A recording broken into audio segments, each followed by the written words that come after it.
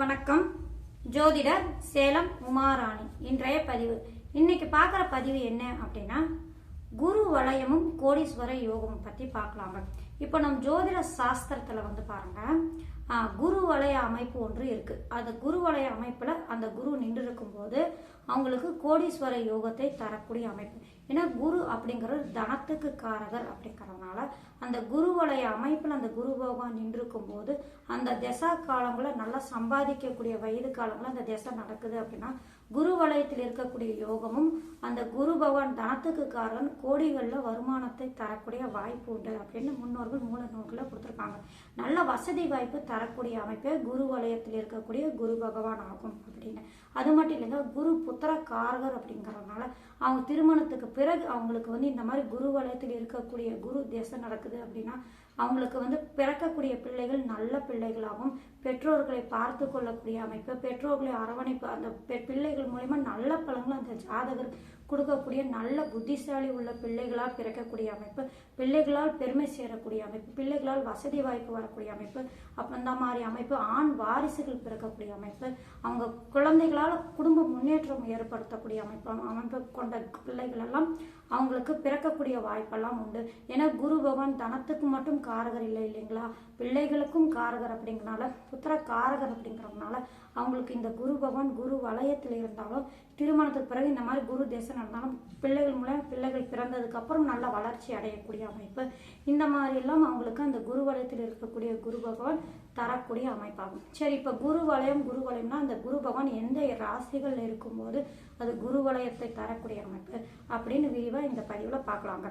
இப்ப குரு பகவான் குரு வளையத்தில் இருக்கக்கூடிய ராசிகள் அப்படின்னு எடுத்துட்டானா, குரு பகவான் பாருங்க, ரிஷப ராசியில குரு பகவான் நின்று இருக்கும்போது குரு பகவான் குரு வளையத்துல இருக்காரு. அதனால அவருடைய திசா காலங்கள் யோகமான பலன்கள் தரக்கூடிய வாய்ப்பு அதிகமா உண்டு அப்படின்னு சொல்லப்படுதுங்க. இப்போ ரிஷப ராசி பகை ராசியாச்சே, ஏன்னா அந்த ரிஷப ராசிக்கு அதிபதி சுக்கிர பகவான் ஆகுது. அந்த சுக்கிர பகவான் அந்த இடத்துல இருக்கும், அந்த குரு பகவான் இருக்கும்போது அந்த சுக்கிர பகவானுக்கு பகை கிரகமே குரு பகவான் எப்படி ஒரு பலன் தருவாரு அப்படின்னா அதுக்கும் நான் பிரித்து பலன் சொல்றேன். சரிங்களா, என்ன எந்த மாதிரி அமைப்புல இருந்தா குரு பகவான் சொல்லுவோம் பலன் தருவாருன்னு அதுக்கும் நான் சேர்த்து சொல்றேன். சரிங்களா, இப்போ குரு வளையத்துல குரு எங்க இருக்கும்போது என்ன மாதிரி குரு வளையம் எடுக்கணும் அப்படின்னு அதை சொல்லிட்டு நான் இந்த விவரத்துல பிரிச்சு சொல்லிட்டு வரேன். சரிங்களா, இப்போ குரு வளையம் அப்படின்னு எடுத்துக்கிட்டானா குரு பகவான் ரிஷப ராசியில குரு பகவான் நின்று இருந்தால் குரு வளையத்தில் இருக்காரு அப்படின்னு நம்ம எடுத்துக்கணும்.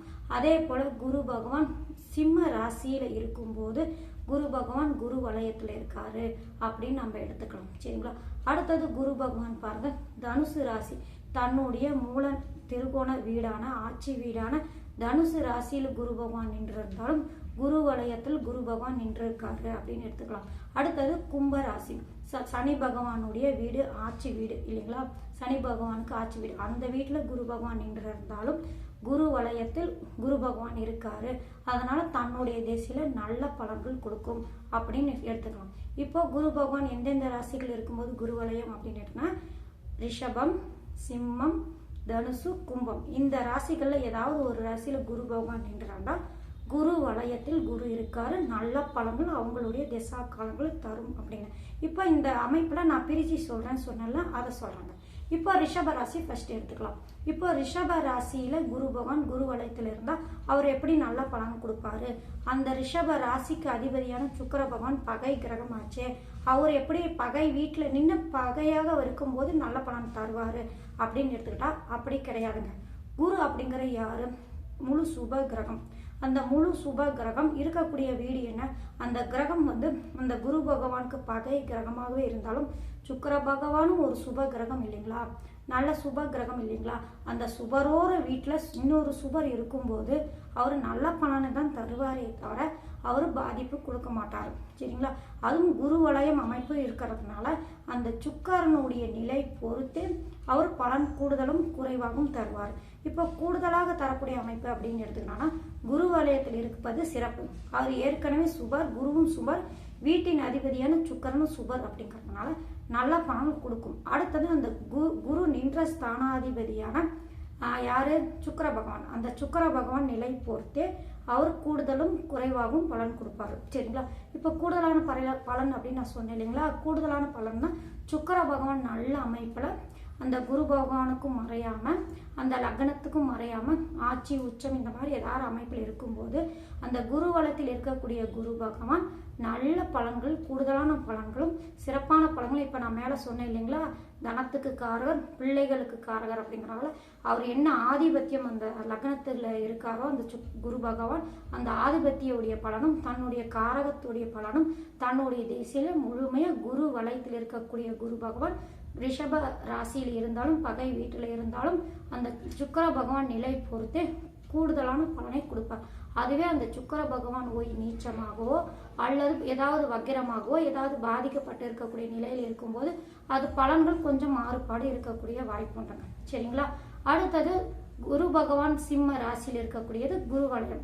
இப்போ சிம்ம ராசி அப்படின்னு எடுத்துக்கிட்டாங்கன்னா சூரிய பகவானுடைய வீடு, சூரிய பகவானுடைய ஆட்சி வீடு.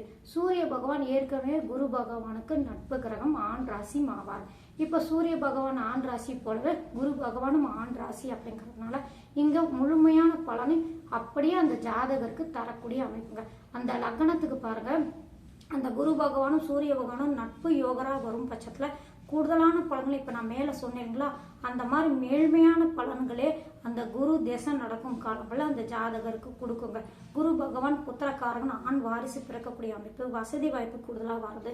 இந்த மாதிரி பலன்களாம் அந்த சிம்ம ராசியில் இருக்கும்போது அந்த சூரிய பகவானும் நல்ல அமைப்பில் இருக்கும்போது அந்த லக்னத்துக்கு இந்த குரு பகவான் சுபர் யோகரா வரும் பட்சத்தில் கூடுதலான பலன்கள் கொடுக்கும். அதுவே அந்த லக்னத்துக்கு பாவ ஆதிபத்தியம் பெற்றவராக இருக்கும்போது அது என்ன மாதிரி பலன் கொடுக்கும் அப்படின்னு எடுத்துக்கிட்டாங்கன்னா அந்த சுபர்களோடு ஏதாவது ஒரு விதத்தில் சம்பந்தம் பெற்றிருக்காரான்னு பாருங்க. அந்த லக்னம் பாவ கிரகமாக வரும் பட்சத்தில் அந்த குருவோட அந்த லக்ன சுபர்கள் ஏதாவது பார்வையோ சேர்க்கை ஏதாவது ஒரு இதில் சம்பந்தம் பெற்றுட்டாலும் அவர் பாதிப்பு கொடுக்காம நல்ல பலன்கள் கொடுக்கக்கூடிய வாய்ப்பு உண்டு. ஆனால் அந்த லக்னத்துக்கு சுபர் யோகரா இருந்துட்டானா நான் மேலே சொன்ன மாதிரியே சிறப்பான பலன் முழுமையாக அந்த குரு பகவான் கொடுக்கக்கூடிய வாய்ப்பு உண்டு. சரிங்களா? முடிந்த வரைக்கும் குரு பகவான் தனித்து இராமல் ஏதாவது ஒரு கிரகம் சேர்க்கையோ அல்லது ஏதாவது ஒரு கிரகம் குரு பகவானை பார்க்கக்கூடிய அமைப்போ இந்த மாதிரி இருக்குதுன்னா கூடுதலான பலன்கள் முழுமையாக நடக்கும். ஏன்னா குரு அப்படிங்கிற அந்தனர் அப்படிங்கிறவங்க தனித்து உட்காந்து இருக்கும்போது தியானத்துல உட்காந்துடுவாரு. தன்னுடைய திசையில நிதானமான பலன் தான் கொடுப்பாரு, மெதுவா கொடுப்பாரு. ஆனா அந்த காரகமும் அந்த ஆதிபத்தியக்கு உண்டான பலன் கொடுப்பாரு. தன்னோட திசையில புத்திகள் மாறுபாடு ஆக ஆக கொடுத்துட்டு வருவார். ஆனா சிறப்பா வேகமா நல்ல பலன் கூடுதலா கொடுக்கணும்னா யாராவது ஒருவர் அவரோட சம்மந்தப்படுறாங்க, இல்லைன்னா அமைதியா மெதுவா தான் கொடுத்துட்டு போவார். சரிங்களா? நிதானமா தான் கொடுத்துட்டு போவார். அதுவே ஏதாவது ஒரு கிரகம் பார்க்கறது அல்லது ஏதாவது ஒரு கிரகம் அந்த குருவோட அந்த லக்ன சுபர்கள் பார்வை சேர்க்கை ஏதாவது ஏற்பட்டுட்டா பணமலமலான்னு அவருடைய திசா காலங்கள் நான் மேலே சொன்ன மாதிரியே பலன் கொடுத்துருவாங்க. அடுத்தது தனுசு ராசி. தனுசு ராசி தன்னுடைய மூல திருகோணம் ஆட்சி வீடு அப்படிங்கிறதுனால குரு பகவான் தன்னுடைய திசா காலங்கள் முழுமையான யோகமான பலன்கள் குருவலத்தில் இருக்கக்கூடிய தன்னுடைய ஆதிபத்தியம் காரகம் பலம் முழுமையாக கொடுக்கக்கூடிய வாய்ப்பு உண்டுங்க. அங்கே சாரநாதனை பார்த்துக்கோங்க. அந்த சாரநாதனும் நல்ல அமைப்பில் இருக்கும்போது நல்ல பலன்கள் கூடுதலாக கொடுக்கக்கூடிய வாய்ப்பு உண்டு. அடுத்தது அப்படின்னு எடுத்துக்கிட்டோன்னா கும்பராசி. கும்பராசி சனி பகவானுடைய வீடு. இங்க சனி பகவான் அப்படிங்கிற எப்படி இருக்காரு, அவர் நல்ல அமைப்புல இருக்கும்போது இந்த குரு வலயத்தில் இருக்கக்கூடிய குரு பகவான் தனத்துக்கு காரகர். சனி பகவான் யாரு அப்படின்னு எடுத்துக்கிட்டான்னா தொழிலுக்கு காரகர் இல்லைங்களா? தொழிலுக்கெல்லாம் சனி பகவானே காரக வைக்கக்கூடிய கிரகம் அப்படிங்களா? தனத்துக்கு காரகர் சனி பகவானுடைய ஆண் ராசியில போய் உட்கார்ந்து இருக்கக்கூடிய அமைப்பு. சனி பகவானும் நல்ல அமைப்புல இருந்தா தொழில நல்ல வளர்ச்சி இருக்கும், தொழில் மூலியமா லாபம் கிடைக்கக்கூடிய, தொழில் மூலமா கௌரவம் சேர்க்கக்கூடிய, பிள்ளைகள் பிறந்ததுக்குமா அவருடைய தொழில அந்த பிள்ளைகளை எடுத்து செஞ்சு வளர்ச்சி அடையிறது, இந்த மாதிரி அமைப்பெல்லாம் வந்து காலபுருஷனுக்கு அது 11ஆம் வீடு அப்படிங்கிறதுனால தனத்துக்கு காரகர் காலபுருஷனுக்கு 11ஆம் வீட்டுல வந்து உட்கார்ந்து இருக்கக்கூடிய அமைப்பு, லாபத்தை கொடுக்கக்கூடிய இந்த மாதிரி சிறப்பான பலன்கள் முழுமையான பலன்கள் அந்த சனி பகவானுடைய வீட்டுல இருக்கக்கூடிய குரு பகவான் தரக்கூடிய அமைப்புகள். ஏன்னா தொழிலுக்கு காரகருடைய வீட்டுல சனி பகவானுடைய வீட்டுல உட்கார்ந்து இருக்கக்கூடிய குரு பகவான் தனத்துக்கு காரகம் பண்ண தொழில நல்லா வளர்ச்சி இருக்கும், தொழில நல்ல லாபத்தை கொடுப்பாரு. அதுவே குரு தேசம் நடக்கும்போது அவங்க செய்யக்கூடிய தொழில் அவங்க பிள்ளைங்க எடுத்து செஞ்சாங்கன்னா அதை விட நான் வளர்ச்சி அதிகமாக வரும், நல்ல முன்னேற்றம் அடைவாங்க. இந்த மாதிரி பலன்களெல்லாம் இந்த கிரக கிளைகள் கொடுக்கக்கூடிய அமைப்பு. ஏன்னா குரு வலயமும் சேர்த்து பலனை கொடுக்கும். அதே போல இந்த கிரகங்கள் நல்ல அமைப்புல இருக்கும்போது அதோட காரகத்தன்மையும் ஆதிபத்திய தன்மையும் அந்த திசா காலங்களை அவங்களுக்கு முழுமையாக தரக்கூடிய அமைப்புங்க. இப்போ குரு வளையம் அப்படின்னு இடத்துல இந்த 4 ராசிகளிலும் குரு பகவான் ஏதாவது ஒரு ராசியில் இருக்கும்போது அது குரு வளையத்தில் இருக்கக்கூடிய அமைப்பு. இந்த கிரகங்கள் இந்த மாதிரி அமைப்பெல்லாம் இருக்கும்போது மற்ற கிரகங்களுடைய நிலைகளும் கருத்தில் கொண்டே நம்ம பலனை நிர்ணயம் பண்ணணுங்க. ஏன்னா தனித்த குரு இருக்காரு அப்படிங்கும்போது அது கொஞ்சம் பாதிப்பு தரக்கூடிய அமைப்பு. அதுவே ஏதாவது ஒரு கிரகம் அவரை பார்க்குது அல்லது சேர்ந்து இருக்கு அப்படின்னா, இப்போ நான் மேலே சொன்ன மாதிரி அந்த லக்னத்துக்கும் சுபர் யோகரா குரு வரும் பட்சத்தில் சாரம் கொடுத்தவரும் வீடு கொடுத்தவரும் எந்த விதத்திலையும் பாதிக்கப்படாமல் இருக்கும் பட்சத்தில் இந்த குரு வளத்தில் இருக்கக்கூடிய குரு பகவான் நல்லா சம்பாதிக்கக்கூடிய காலங்களில் அந்த நல்ல வயது காலங்கள் அவங்களுக்கு வந்து இந்த திசை நடந்ததுன்னா நல்ல வளர்ச்சியை கொடுக்கும், நல்ல முன்னேற்றத்தை கொடுக்கும். திருமணத்துக்கு பிறகு இந்த குரு திசை நடக்குது அப்படின்னா ஆண் வாரிசு பிறக்கக்கூடிய அமைப்பு.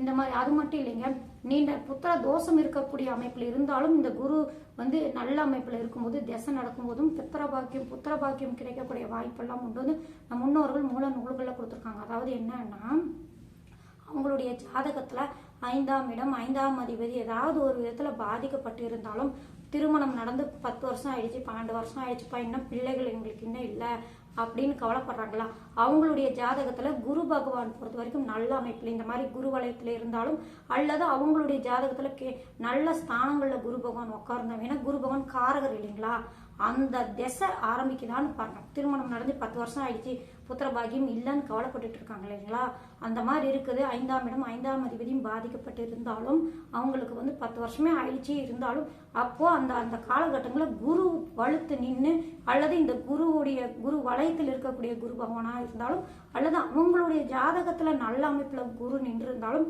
அவங்களுக்கு லேட்டே ஆயிருந்தாலும் குரு திசை வருது அப்படின்னா அந்த காரகருடைய திசை வரும்போது அவங்களுக்கு வந்து புத்திர பாகியம் தந்தே தீரக்கூடிய வாய்ப்பு உண்டு அப்படின்னு முன்னோர்கள் மூல நூல்களை கொடுத்துருக்காங்க. சரிங்களா, அப்பேற்பட்ட குரு பகவான் தன்னுடைய திசையில அந்த காரக பலனை கொடுக்காம போவாரா அப்படிங்கிற ஒரு அமைப்பிலையும் சொல்லியிருக்காங்க. சரிங்களா, இப்போ குரு வலயம் அப்படிங்கிறதுல இந்த 4 ராசிகளை குரு பகவான் பாதிக்கப்படாம அந்த ஸ்தானமும் அந்த காரக கிரகம் அந்த சாரம் கொடுத்த கிரகங்களும் பாதிக்கப்படாம இருக்கும் பட்சத்துல குரு வலயத்தில் இருக்கக்கூடிய குரு பகவான் தன்னுடைய திசையில கோடீஸ்வர யோகத்தையும் நிச்சயமா அந்த ஜாதகருக்கு தன்னுடைய திசையில தந்தே தீரக்கூடிய வாய்ப்பு அதிகமா உண்டு அப்படின்னு நம் முன்னோர்கள் மூல நூல்களை கொடுத்துருக்காங்க. நன்றி, வணக்கம்.